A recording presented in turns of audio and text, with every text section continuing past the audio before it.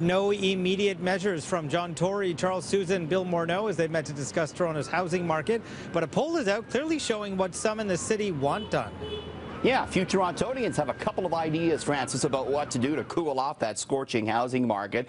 This new poll in from Campaign Research, and as you can see, 64% of Torontonians do want Ottawa to intervene in the housing market in one form or another. This is particularly prevalent among 18 to 34-year-olds. 70% of millennials want government intervention. 39% favor a foreign buyer's tax like they had out in BC. 17% want to see a vacant homes tax. As you say, Francis, no details just yet, but we did get that signal from Charles Sousa, the provincial finance minister, that we will see details in the provincial budget, which will be tabled next Wednesday.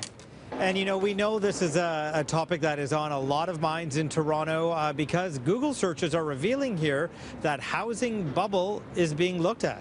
Yeah, this is very interesting. So we looked at Google Trends, and we're looking here at Canadian searches for the phrase housing bubble going back 14 years. And you can see the searches for housing bubble spike in Canada to levels we haven't seen before just within the last 2 months, way up there at the end, just within the last 2 months.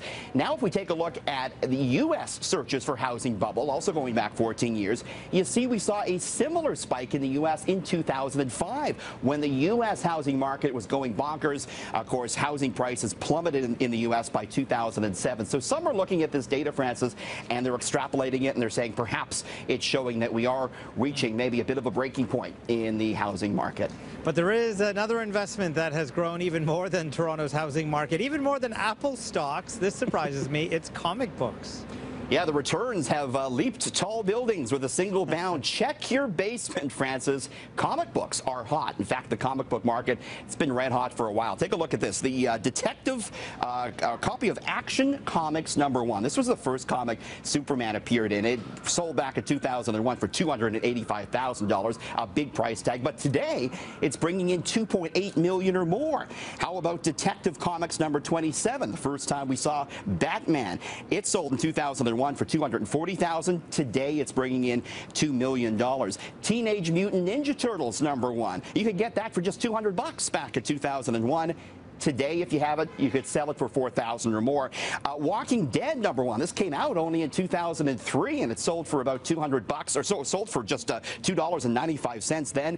Now it brings more than $1,000. You know, buyer beware, Francis. Not every comic book is going to see these type of returns, but still, it's a hot market for investors right now, believe it or not. But if you have one of those, sell it, buy a three-bedroom house here in Toronto, I guess. You could if you had the Batman or the Superman one, absolutely. Yeah, no kidding.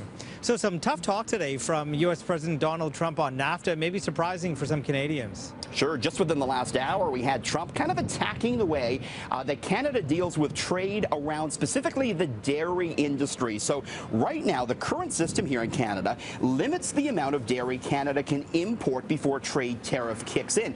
It's to protect the Canadian dairy producers. Changing the system is what Trump wants to do, right, to help out the U.S. dairy producers. Changing it would mean lower prices when we go to the grocery store. It also, though, could mean pain for the dairy producers in Canada, and it could mean pain for the Canadian economy. The dairy industry accounts for a significant amount of GDP. So these were the type of worries that we had, Francis, as far as what Trump wanted to do with trade and with NAFTA. Canada might be heading for a bit of a showdown with the U.S. over this one. And it's worth noting there are a significant amount of dairy farmers here in Ontario. Absolutely. Well, it's a big part of the economy, so they're not going to want to see any changes to the current system. Trump does. Starbucks, they are coming out with what may be its strangest creation yet. So that is called a unicorn frappuccino? It's called a unicorn frappuccino. I had a chance to try one today. They don't go on sale until tomorrow, and they'll only be on sale for a week at Starbucks Canada. It is made with a dusting of pink powder blended into mango cream frappuccino, layered with a sour powder topping. The idea here, Francis, is when you stir it, it changes color. It goes from purple to pink, and the flavor goes from sweet to fruity.